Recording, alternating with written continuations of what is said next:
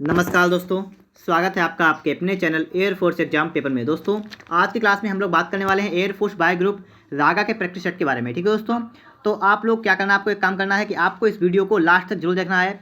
और अगर आपने इससे पहले की वीडियो नहीं देखे हैं तो इससे पहले मैंने 42 प्रैक्टिस सेट पढ़ा दिए हैं। ठीक है, ये हमारा 43 मतलब 43वां प्रैक्टिस सेट जो है आज। ठीक है, तो अगर आपने इससे पहले की वीडियोज़ नहीं देखी हैं तो आप लोग चैनल की प्ले लिस्ट में जाइए, वहाँ से जाकर आप सभी वीडियो देख लीजिए, जिससे कि आपको परीक्षा में कोई भी समस्या ना हो। ठीक है दोस्तों, देखते हैं हम लोग यहाँ पर क्वेश्चन हमारा कह रहा है कि 50,000 रुपये मूल्य की कुल बिक्री पर कमीशन क्या होगा यदि कमीशन की दर पहले 20,000 पर 5% और शेष राशि पर 8% हो।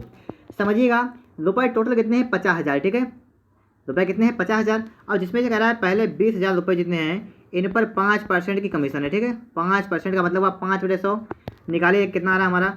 ये हमारा निकल के आ गया, देखिए 20×5 100 मतलब क्या हो गया हमारा? 1,000। ठीक है, हमारा निकल के आ गया कि 20,000 रुपये पर अगर 5% की कमीशन है तो कमीशन निकल के कितने आ गए? 1,000 रुपये। अब कह रहा है शेष राशि पर 8%। देखिए टोटल रुपये थे 50,000, जिसमें से 20,000 पर 5% का जो है कमीशन हो गया है। 20,000 जो है घट जाएंगे तो हमारे पास रुपये कितने बचेंगे? अब 30,000 रुपये। ठीक है, और 30,000 रुपये पर कितना है? 8% कमीशन। तो अभी से हल कीजिए तो हमारा कितना आ रहा है? 8 या 24 मतलब 2,400 रुपये। ठीक, कितना निकल गया? तो देखिए इस प्रकार से दोनों का कमीशन निकल के आ गया। पूछा गया 50,000 मूल्य की कुल बिक्री पर कमीशन क्या होगा। कुल कमीशन पूछा गया है तो इन कमीशनों को जोड़ लीजिए, तो इसका मतलब क्या हो जाएगा? 3,400 रुपये। ठीक है, तो 3,400 रुपये कुल कमीशन निकल के आ जाएगा। ऑप्शन नंबर ए इस क्वेश्चन का करेक्ट ऑप्शन हो जाएगा। ठीक है, option number A. Next question देखते हैं हम लोग हैं। अगला प्रश्न आपके सामने लिखा हुआ है, किसी न्यूनतम संख्या से 2744 को गुणा करने पर प्राप्त संख्या एक पूर्ण वर्ग होगी। इसका मतलब क्या हुआ कि पहले आपको 2744 का क्या करना है? अभाज्य गुणनखंड करना है। ठीक है, उसके बाद देखना है कि गुणा किससे गुणा कर दें कि ये पूर्ण वर्ग बन जाए। तो देखते हैं हम लोग क्या लिखेंगे। 2744 सबसे पहले आप 2 से काटिएगा। देखिए 2 1 2 2 3 6 और 2 7 14 2 4 2 6 12 कितना बचा? 1 2 8 16 बचा, 2 6 12। फिर से देखिए 2 3 6 2 चक्कू 8 2 3 6। अब 7 से कट जाएगा। 7 चौक 28 बचा 6 7 3 63 7 7 49 और 7 1 7। देखिए इसका जोड़ा बनाए तो देखिए एक जोड़ा हमारा ये बन रहा है, एक जोड़ा ये बन रहा है। ठीक है, हमसे पूछा गया किससे गुणा कर दें कि ये पूर्ण वर्ग हो जाए। तो इसका मतलब क्या हुआ? अगर हम इसमें 7 से गुणा और कर दें और 2 से गुणा और कर दें तो ये वाले जोड़ा बन जाएंगे हमारे। तो इसका मतलब किससे गुणा कर दें? हम लोग अगर 14 से अगर गुणा कर दें तो हमारा पूर्ण वर्ग बन जाएगा। तो ऑप्शन नंबर डी वाला इस क्वेश्चन का करेक्ट ऑप्शन होगा, ऑप्शन नंबर डी। आप लोग इस वीडियो को लास्ट तक देखिएगा और जितना भी आप स्कोर करें उतना हमें कमेंट में बता दें आप, क्योंकि आप लोग कमेंट नहीं बताते हो हमें, तो कमेंट में बताएं आप कि आपने आज कितना स्कोर किया है। देखते हैं इसके बाद में अगला प्रश्न क्या मना करा है। प्रथम 5 अभाज्य संख्याओं का औसत निकालिए। ठीक है, तो आपको यहाँ क्या करना है? प्रथम 5 अभाज्य संख्या लिखनी है। पहली होती है 2, दूसरी 3, तीसरी 5 और फिर इसके बाद 7, उसका 11। ठीक है, ये प्रथम 5 अभाज्य संख्या हो गई हैं। हमें औसत निकालना है तो इसका जोड़ करना है, बटे में क्या लिखना है? 5। हल करिए, कितना हुआ? 2 3 5 5 10 10 17 17 11 कितना हुआ? 17 और 11 हुआ हमारा 36। 17 11 नहीं, 17 11 कितना हुआ? 17 और 11 देखिएगा 28। ठीक है, बटे 5। अब समझिएगा। ठीक है, अब समझेंगे हम लोग। 5 से काटेंगे, देखिए 5 5 25 बचे कितने? 3 लगाया 10 प्लस बढ़ाया 0 तो हो गया 30। 5 छक्का 30, 5 5 6 निकल गया है। ऑप्शन नंबर देखिए सी में रखा है, तो सी ऑप्शन इस क्वेश्चन का करेक्ट ऑप्शन हो जाएगा। ठीक है, ऑप्शन नंबर सी। अगला प्रश्न आपके सामने देखिए आ रहा है, किसी वस्तु का मूल्य पहले 10% फिर 20% बढ़ाया गया, यदि आखिरी बार का बढ़ाया गया मूल्य जो है वो 33 रुपये है तो मूल्य क्या था? ठीक है, तो इसके लिए आपको क्या करना पड़ेगा? हम मान लेंगे कि पहले उसका मूल्य था 1 रुपये। ठीक है, 1 मान लेंगे मूल्य। अब कह रहा है पहले 10% बढ़ाया गया। हम आपको बता चुके कभी भी 10% की वृद्धि की आती है तो 100 पर की आती है, तो जाएगा 110/100। और फिर 20% मतलब इस पर 20% और बढ़ाया गया, इसका मतलब 120/100। आखिरी बार बढ़ाया गया मूल्य कितना? 33 रुपये था। इसका मतलब आखिरी बार इतना बढ़ा दिया गया। अब कितना रुपये ये है? 33 रुपये के बराबर। ठीक है, इतना आपसे कह रहा है, आपको इसे हल करना है। हल करके देखिए 2 जीरो से ये वाला जीरो कट जाएगा। ठीक है, इस प्रकार से हमारा बचेगा क्या? समझिएगा 1 से बराबर हमारा आएगा 33 गुणा 100 हो जाएगा, और बटे में हमारा हो जाएगा 11 गुणे 12।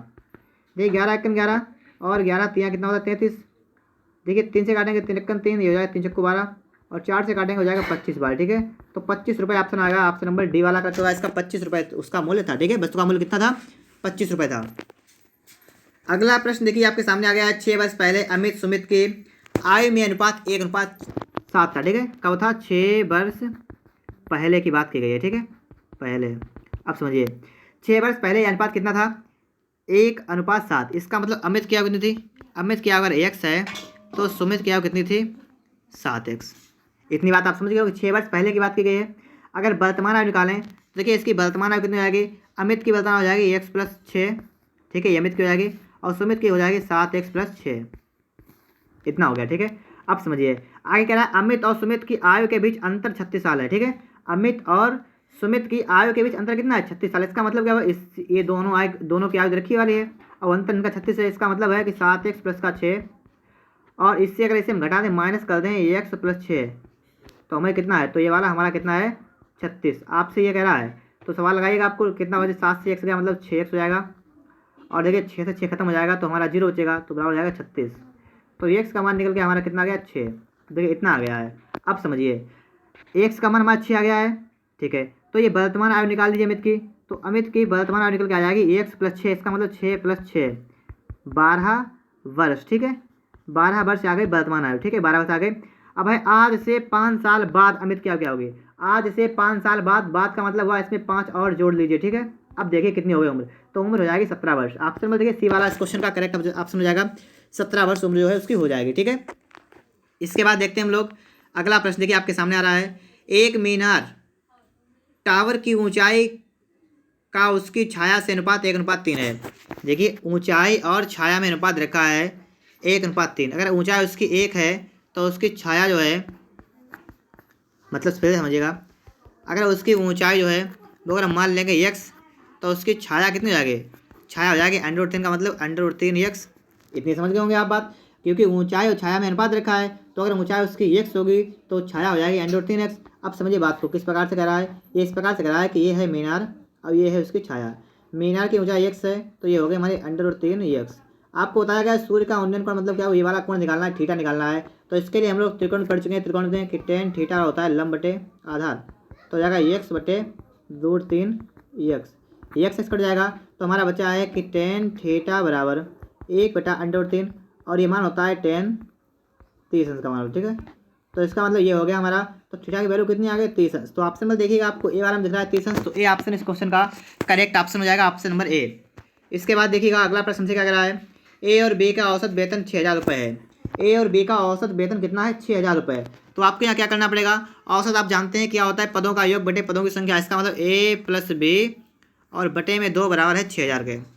इतनी बात आप समझ गए होंगे, क्योंकि बटे में जितना मतलब औसत का मतलब होता है कि बटे में हमें उतना लिखना पड़ती है संख्या। अब समझिएगा, तो देखिए अगर हम सीधे डायरेक्ट लिखें a+b कितना आएगा, a+b निकल के आएगा 6 दूनी 12, तो मतलब 12000 रुपये निकल जाएगा a+b।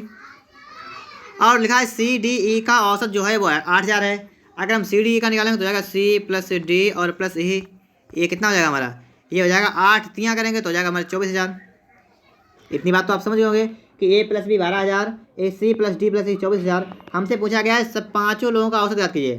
पाँचों का औसत का मतलब क्या होगा, पाँचों का औसत का मतलब ये होगा, औसत हो जाएगा इसका बराबर a+b+c+d और +e और बटे में कितना होगा 5, इतना हो जाएगा। तो देखिए अब कितना हो जाएगा, इसको सबको जोड़ लीजिए, कितना होगा 12 और 24 कितना होगा 36000 और बटे में कितना करेंगे 5। अब देखिए 5 से 35 बचा कितना 1 हो गया 10, 5 दूनी 10, ठीक है, और 2 0 कितना हो 7200। देखिए ऑप्शन नंबर ए वाला में देखा है, तो ए वाला ऑप्शन इस क्वेश्चन का करेक्ट ऑप्शन हो जाएगा, ठीक है, ऑप्शन नंबर ए।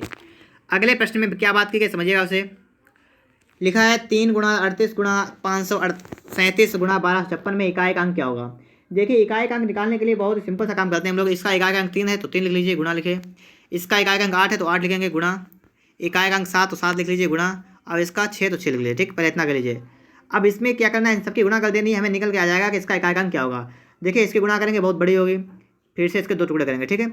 8 तियाँ कितना होता है 24, गुणा 7 छंग 42। अब देखिए इकाई अंक कितना कितना है 4 और 2, अब निकाल लीजिए 4 दूनी कितना होता है 8, तो इकाई अंक कितना होगा 8। ऑप्शन में देखिए डी वाला करेक्ट होगा इसका 8, ठीक है दोस्तों। तो आप इस सवाल को समझ गए होंगे। देखते हैं अगला सवाल क्या करें हमसे। लिखा है कि एक व्यापारी 25 मीटर कपड़ा बेचने पर 5 मीटर कपड़े के बिक्री मूल्य के और लाभ लेता है, तदनुसार उस व्यापारी का लाभ % कितना है। देखिए कह रहा है कि 25 मीटर कपड़ा बेचने पर, तो मतलब अगर मान लीजिए SP उसका कितना है, ठीक है, SP है 25, ठीक है। कपड़ा बेचने पर 5 मीटर कपड़े के बिक्री मूल्य के बराबर लाभ लेता है, इसका मतलब क्या, उसका लाभ माने प्रॉफिट उसका है 5। अब CP की बात करें, CP हमें इससे निकल के आ जाएगी 20, समझिए, क्योंकि विक्रय मूल्य से हम लाभ घटाएंगे तभी हमारा बचे क्रय मूल्य, तो उसका आ गया 20। पूछा गया है उस व्यापारी का लाभ कितना हुआ, लाभ कितना हुआ, तो लाभ % होता है लाभ तो बटे क्रय मूल्य मतलब 20 गुणा 100 इतना हो गया। 20 पंचे 100 पचम कितना 25 हुआ। ऑप्शन नंबर क्या होगा आपका? ऑप्शन नंबर ए वाला करेक्ट होगा कि 25% का उसे लाभ हो गया है। देखते हैं इसके बाद में अगला प्रश्न आपके सामने लिखा हुआ है कि 125 मीटर लंबी रेलगाड़ी 60 किलोमीटर प्रति घंटा की सामान्य चाल से जा रही है। यदि यहाँ एक पुल को 30 सेकंड में पार करे तो पुल की लंबाई क्या होगी? ठीक है, मीटर में रखिए। आपको सबसे पहला काम करना है 60 किलोमीटर प्रति घंटा चेंज करना है। ठीक है, तो हो जाएगी 60 गुणे ये हमारे हो जाएगी 5/18। हल करेंगे 6 18 और 6.60 आ गया हमारा 50/3 और मीटर प्रति सेकंड इतना निकल के आ गया। ठीक, चाल निकल के आ गई हमारी। अब देखिएगा 125 मीटर रेलगाड़ी की लंबाई है, पुल की लंबाई हम मान लेंगे x। ठीक है, तो टोटल लंबाई कितनी, टोटल दूरी हो जाएगी हमारी 125 और प्लस का x, ये हमारी टोटल दूरी हो गई। और दूरी के बटे जब हम समय करते हैं तो हमारा निकल के आता है चाल। ठीक है, तो दूरी बटे समय कितना 30 सेकंड बराबर हो जाएगी चाल। चाल है हमारी 50/3, हमारी इतनी चाल दे रखी है।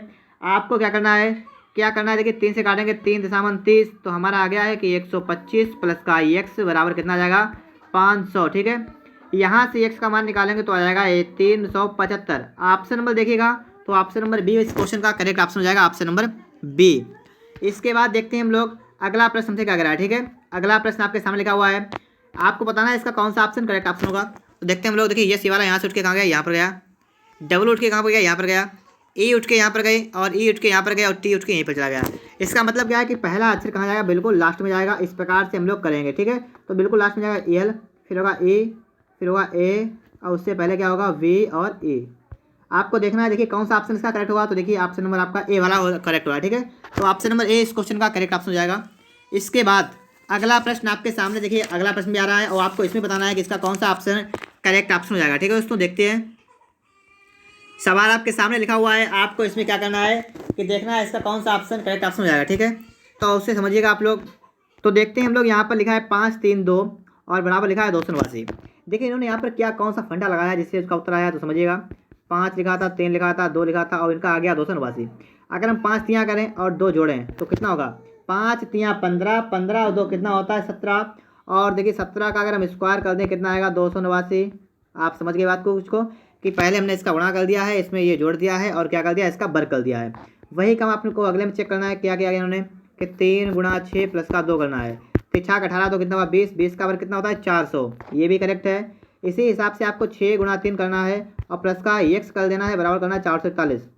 समझे बात को आप लोग। क्या करेंगे कि 6 गुणा 3 प्लस का x बराबर और 441 ने इसका अंडर रूट निकालेंगे। ठीक, इस प्रकार से ऐसे करके। अब समझिए बात को, तो हमारा हो जाएगा 18 प्लस का x बराबर कितना हो जाएगा 21। तो x का हमारा कितना निकल गया है 3। ठीक है, ऑप्शन नंबर देखना है आपको। ऑप्शन नंबर देखिए डी में देखा है, तो डी ऑप्शन इस क्वेश्चन का करेक्ट ऑप्शन हो जाएगा, ऑप्शन नंबर डी। अगला प्रश्न देखिए आपके सामने आ रहा है, आपको बताना है इसमें से कौन सा विकल्प इसका करेक्ट ऑप्शन होगा। ठीक है, मतलब आपको क्वेश्चन मार्क के स्थान पर कुछ भरना है। देखिए क्या भरेंगे हम लोग, पहले आए 2 से हम लोग आए 6 पर। ठीक है, समझिएगा 2 से हमें लाया गया पहले 6 पर, 2 फिर 6 फिर 12 फिर 20 और फिर निकालना में। ठीक है, तो समझिए इतना पहले 2 4 कितना होता है 6, फिर 6 पर 6 कितना होता है 12, 12 8 कितना होता है 20। तो 20 और कितना जोड़ेंगे अब की बार 10 जोड़ देंगे, क्योंकि पहले 4 फिर 6 फिर 8 फिर 10 जोड़ेंगे कितना होगा 23 और फिर 30 में 12 जोड़ेंगे तो हमारा आएगा 42। तो इसका मतलब 30 ऑप्शन करेक्ट होगा, ऑप्शन नंबर डी वाला इस क्वेश्चन का करेक्ट ऑप्शन हो जाएगा। ठीक है दोस्तों, बढ़ते हैं अगले क्वेश्चन पर। अगला प्रश्न आपके सामने लिखा हुआ है, किसी निश्चित कोड भाषा में ऑन माई वे को सा की मो लिखा आता है, तो वे टू पर को मतलब ये लिखा आता है, तो उसी भाषा में वे के लिए क्या लिखेंगे। ठीक है, तो देखिए इसमें आपको 2 ही दे रखे हैं, बिल्कुल सिंपल सवाल है हमारा। दोनों में हमारा वे कॉमन है। ठीक है, देखिएगा तो दोनों में जब वे कॉमन है तो यहाँ पर आपको देखिए क्या कॉमन है, तो देखिए एम ओ ये कॉमन है। ठीक है, तो ऑप्शन नंबर बी वाला इस क्वेश्चन करेक्ट होगा कि वे के लिए हम लोग क्या लिखेंगे एम ओ। ठीक है दोस्तों, तो वे के लिए क्या हो गया हमारा एम ओ।